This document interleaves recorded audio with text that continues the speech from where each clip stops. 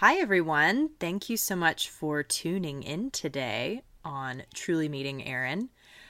We are going to be, and by we, I mean myself and my best friend, Jamie. Hello. We are going to be talking about hospice and dispelling myths around hospice. And Jamie is my best friend, and she happens to be a social worker in the hospice field. Jamie, thank you so much for being here. I am so happy that you are venturing into the audio.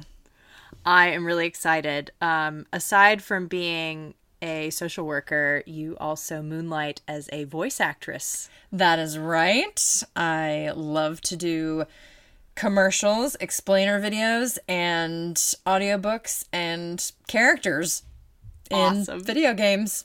It's Awesome. amazing. Okay. So, Jamie, to start, what is your background as far as education and career? And how did you end up working in the hospice field?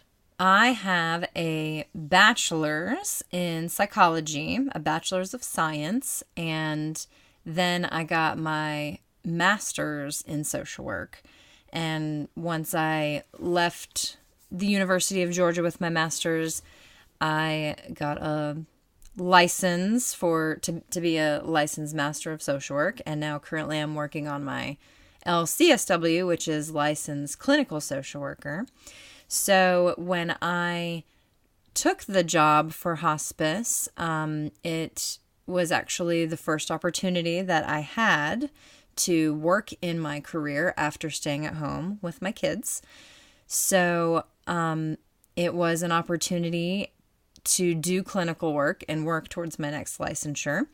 So I took the position actually thinking, oh my gosh, what am I doing? I can't believe that I'm signing up for this type of work. What I thought was going to be very, very sad, which it is at times, but I did not realize how amazingly fulfilling it would be. And I've ended up absolutely loving it. So it was actually just a career choice, a good career move. That's how I got into it, but it became a lot more. I like hearing that. So, for anyone who's listening who maybe doesn't know, could you give a really general definition of what hospice actually is? Yes, so hospice is comfort care.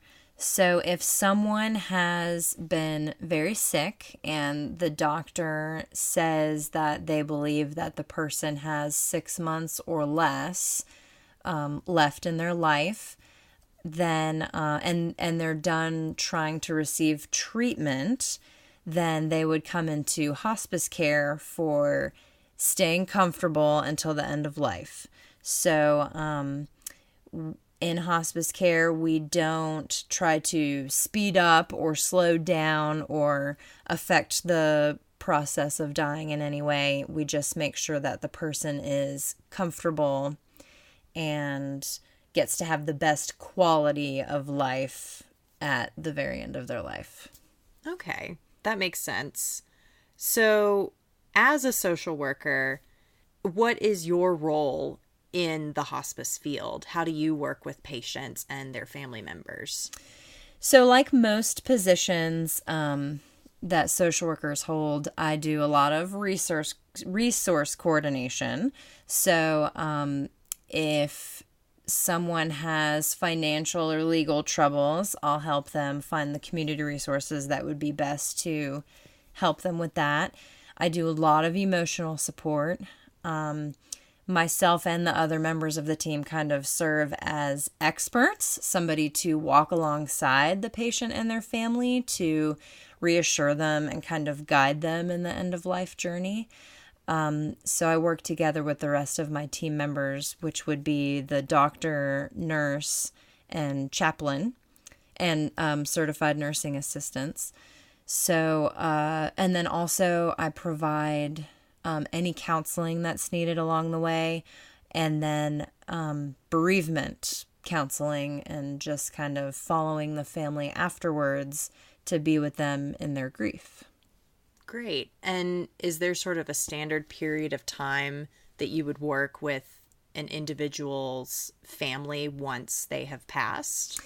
Yes. So our hospice does up to 12 months of supporting a family member. So if someone wanted 12 months of counseling, it probably wouldn't last that long. I would probably end up referring somebody if it was that, they needed that much help.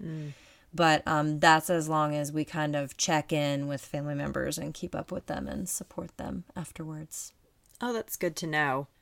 So now that we have sort of a general understanding of hospice and what a social worker's role is in hospice work, why don't we talk a little bit about our own personal experiences with hospice? Now I have a whole lot of experience, but my personal experience, I only ever saw my grandfather in hospice care, and I was pretty young. I would say I didn't really quite understand what was going on. I knew that he was at the end of his life, and what I remember experiencing was visiting his house and thinking that it was strange that the hospital bed was in his living room and that there was all this medical equipment that had never been there before. But I also remember the feeling of kind of life proceeding as normal. So the fact that he was still in his home with all of his familiar surroundings and family and, my grandma acting as normal as possible. And so the feeling of it being normal despite all of these abnormal things being in the picture. So I think that kind of speaks to how hospice is, that it's important for people to stay in their home. So yeah, that's kind of the feeling I got. What about you?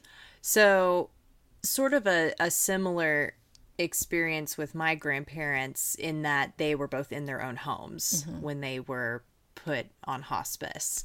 So my grandmother, when I was, I think, just beginning college, she had been put on hospice, and I remember being at the house, I believe it was with the social worker actually, setting up, what would be the schedule of the nurses coming in and just sort of understanding what to expect. And my grandmother actually passed away in the middle of the night. So she wasn't even on hospice for a full 24 hours. That happens a lot. So, so my first experience with hospice was very short-lived. And so I didn't really get to see very much of it. Right. And last year, my grandfather had originally been in the hospital and then it was determined that he should be put on hospice. And again, he was in the home and he was on hospice for several weeks. Okay. So I did get to see more of that. And, as you described, like the hospital bed and some of the hospital equipment in his living room. Right. And obviously being much older, I had a bit of a better understanding, and then being friends with you and hearing some of your stories. Right. I feel like I was a bit more prepared. Yes. And it was still hard, of course, but it did make it a little bit easier just having a little bit more knowledge. Right. Yeah. And I think that, unfortunately, death in general is an often avoided subject and therefore hospice care. And I feel like people don't know a lot about it, especially if they're young people or if they never had a reason to think about it. So that's actually a really good segue into the main topic today, which is myths about hospice. We combed through a very long list of myths earlier tonight, and we're just going to focus on a couple, or rather 5. And we have sourced some of these myths from the Hospice Foundation of America. So I will include a link to that website in this blog post if anyone listening is interested in some of the myths and some resources available. The first one is in part from the website, and then we sort of added our own little piece to it. Myth number 1, hospice is only for old people or cancer patients. I think that that's a pretty typical view of hospice, that you are right at the end of your life, hence why we often get people who are only with us 24 hours or, a couple days.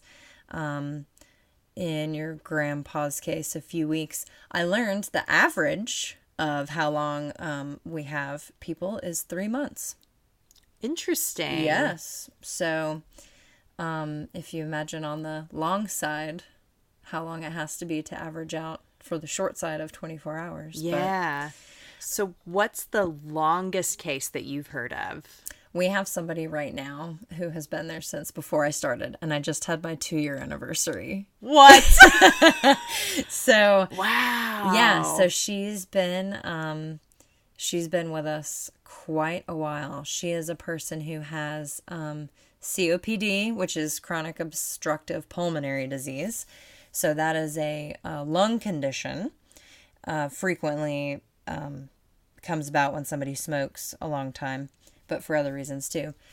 And as long as a doctor, so it's 2 doctors agreeing, so her primary care doctor that she had seen on a regular basis anyway, plus our hospice doctor, our medical director, both look at her case and agree that at any time during her care with us, she still meets the criteria for seeming as though she only has 6 months or less, despite having passed that mark. Wow. All of her physical symptoms point to 6 months or less, so she stays in hospice care. Wow. Now, sometimes people do graduate, by the way. We say graduate. I know that's kind of, silly or glib, but we celebrate when they do.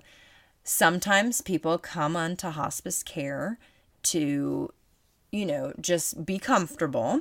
So a lot of times we will stop harsh treatments, stop, plethora of medicines and kind of take them down to basics. And they do so well that their health improves so much that the doctor doesn't agree anymore that it looks like 6 months or less. They look at them and say, you're doing so well, you could go on to live more than 6 months, so you don't qualify anymore. Interesting. Right. So it's not just for old people or people who are extremely close or just people with cancer. Right. It can be anybody looking for comfort care, wanting to stop treatment of some disease that they have. Interesting. Moving on to our second myth, hospice is giving up. I guess you would have to think about, what does giving up mean to somebody? Does that mean almost choosing death? I guess. And that's not really what hospice is about. Hospice is about choosing the quality of life. Right. Almost all of us, we have to choose death. It's the only choice. We're all going to die. Right. To say that you want to stop harsh treatments or you're done prolonging your life in that way, is that giving up to choose a different type of care? So I guess it depends on what you would say giving up is, but I think that hospice care, since it's about the quality of living, I would say that it's not giving up. Stopping treatment doesn't mean giving up. Is there any other way that you think that could be, interpreted, giving up? Yeah, when I read that one, it sort of made me think of, like throwing in the towel, like, well, this treatment isn't working, so I guess we just have to give up now. Right. Right. Sort of resigning yourself to, well, I guess the only option now is hospice, and we failed, Right. That was sort of how I read that myth. But yeah, from my own personal experience and what I've observed with hospice, it's in no way like, it's not that your doctors are giving up. It's not that your healthcare providers are giving up. In fact, they're trying to help you I think. Maximize what life you have left. Yeah. And as you said, we will all die. Right. Just as we are all born, one day we will all die. Right. And yeah, if you are suffering, having those final days be comfortable and, you know, as enjoyable as possible, I think that is really important. Right. Right. Not giving up, just choosing a different way. Yeah. To live out your last days. Myth number 3, hospice is where you go to die. This ties in nicely to myth number 2. Right. In a way it is, but, and I wonder if this question is about the where and not the die. Hospice is not a place. Right. So that's, I think, kind of one of these myths is that hospice is a service, a type of care. So while there are hospice houses or places that a person can go to receive hospice that is out of their home, the whole idea of hospice care is a team coming to you to help you and your family, to care for you wherever it is that you do live. You don't, it's not like how it started, actually. Hospice was a place where travelers could get respite. Way back, I can't tell you the year because I'm not good with history like that, but back in the day, that's what it was originally. Didn't have to do with being sick, but it slowly evolved to be that way. So where travelers could rest, you know, I guess healthy travelers would rest elsewhere or get to where they're going. Right. But then it became for ill people, and then it was a place that you would go if you were ill. Right. And then it was a place you would go to die. So, and then it evolved slowly over time, and not in this country, actually. Came to this country later as this type of care that we see today. Yeah, it's not a place you go to die. It is a service that you get to live the best you can at the end. And that's your slogan. That's it. Myth number 4. Once you choose hospice care, there is no turning back. I think we already dispelled this. Talking about graduating. Yes. So let's say that you were sick and, there are certain types of medicine that's used for certain kinds of cancer, and they're kind of always working and trying to come up with new options. But let's say you went through all of your treatment options and you didn't really want to receive treatment anymore. You just wanted to be comfortable. So you choose hospice care. You're 2 months in and they have found another treatment. Or let's say you, again, with kind of taking things back down to the minimal way that hospice likes to treat things, taking lots of medications away and lots of stressful things, you rest and you get much stronger and you're ready to go back for more treatment because you feel so much better. Your body has healed enough from the treatment. Okay. And you decide you want to get more treatment. That is absolutely fine. You can revoke hospice care. And then when you are ready to do the inevitable, you can come back and see us again. So it's not like a one and done. Right. It's not like, well, you had your chance. You can graduate and come back later. Interesting. I didn't realize that could potentially be an option where you come into hospice, you leave, and then you can come back again. Yes. Yeah, further down the road. Because we're all going to need it someday. Yes. And so whenever that someday is, they're ready for you. Sometimes people realize that there's some kind of treatment that will make them a lot more comfortable. And, Medicare kind of dictates everything we do, what we'll get paid for. Of course, a family can say, we want to do such and such treatment and we'll pay for it out of our pocket.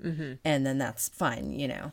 But if everything is to be paid for by Medicare under the hospice benefit, it has to be approved by the doctor as a comfort measure. Right. So if there is some sort of treatment that is kind of on the line, you know, it would be for the person's comfort, but if it's also kind of a curative thing, a person can stop hospice care, go back onto their regular insurance, probably usually Medicare, receive this treatment, and then when they're done with that, come back into hospice again. So they're just having to temporarily go off of hospice so that they can receive that treatment that is sort of falling between comfort and curative. Yes. Yes.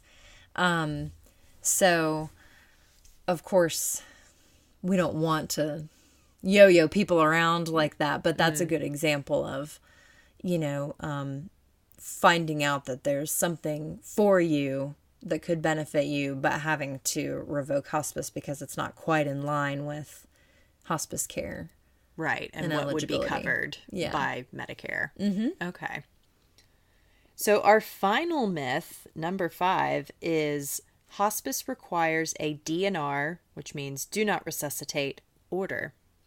So while most people do have this, now this is a doctor's order that somebody, a do not resuscitate means that if you are in need of CPR, which means your heart has stopped and your breathing has stopped, you can have your DNR to say, I do not want CPR. I do not want to be resuscitated and brought back.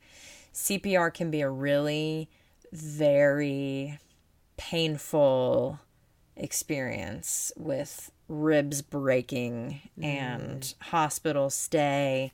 And the older you are, the less likely it is that you will walk away from having CPR. Very low percentage.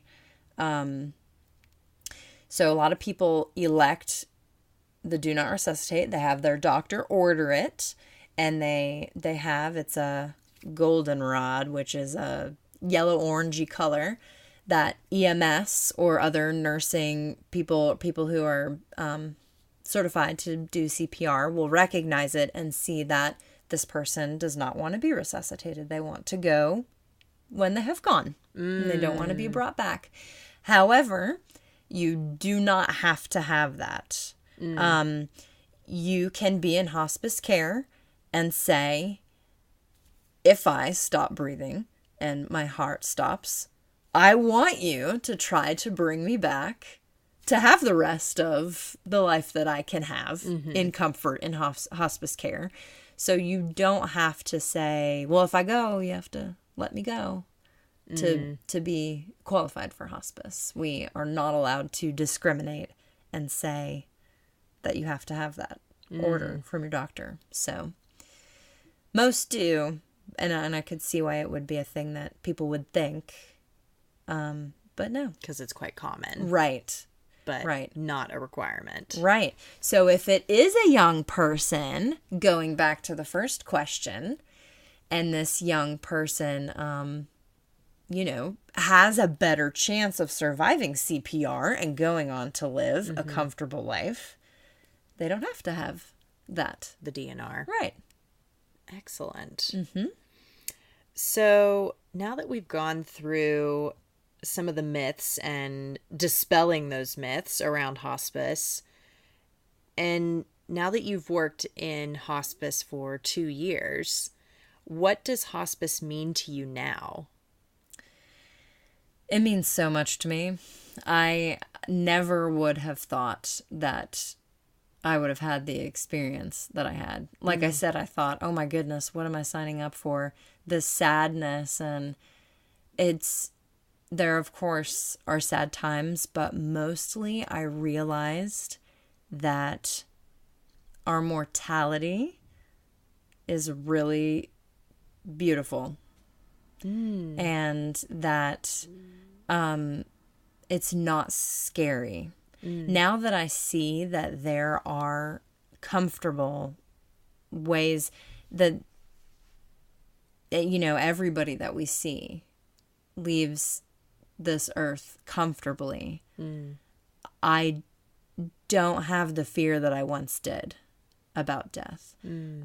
Because I know that when it comes time for me, in whatever capacity, you know, that I leave this world, that there's a team of folks out there that will all work together in my best interest, and I won't be suffering in any way. You know, because even if it's pain or shortness of breath or any other symptoms like that, it'll be okay. I've seen so much love in families. I've been able to come home and look at my really small kids and think, oh my goodness, I'm at the beginning of my life.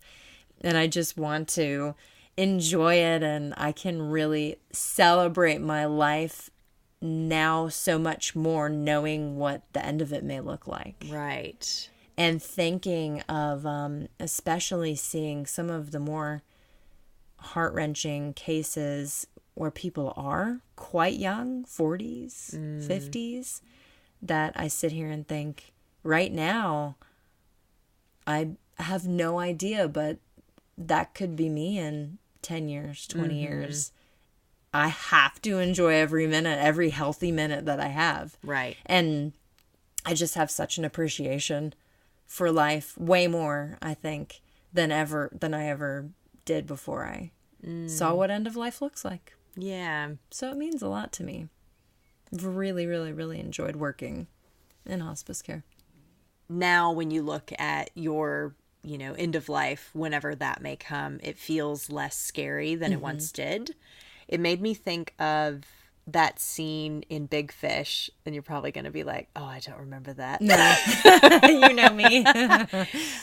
It's when the main character, he's a young boy, and he goes to visit the witch in the town who, you know, everyone says like, oh, you know, you can see your future and how you die by looking into her eye. Oh.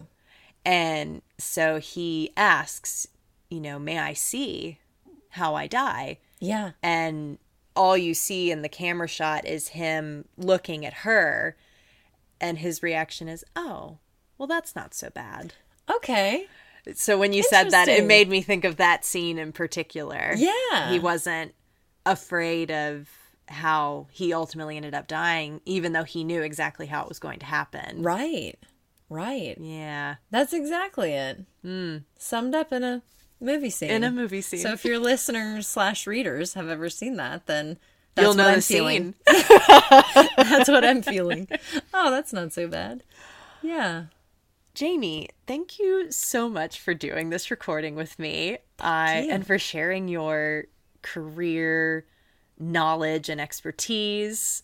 And thank you everyone for reading / listening today. This is definitely a new type of way to play around on my blog.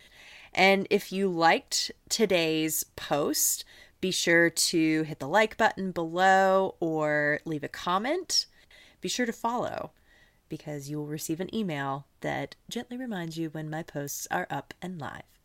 So that is it for today, guys. I hope everyone has a lovely day, and tune in on Friday for Fiction Friday. Yes. Have a good one, guys.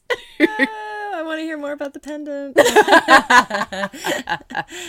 Bye. Bye. And now for the bloopers. Nice.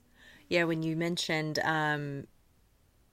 looking ahead and kind of thinking, you know, it's not as scary as I once thought. Oh, Siri. Okay, I found this on the web. What as scary as I once thought. Siri wanted to be on the recording. Siri, no. Stop listening.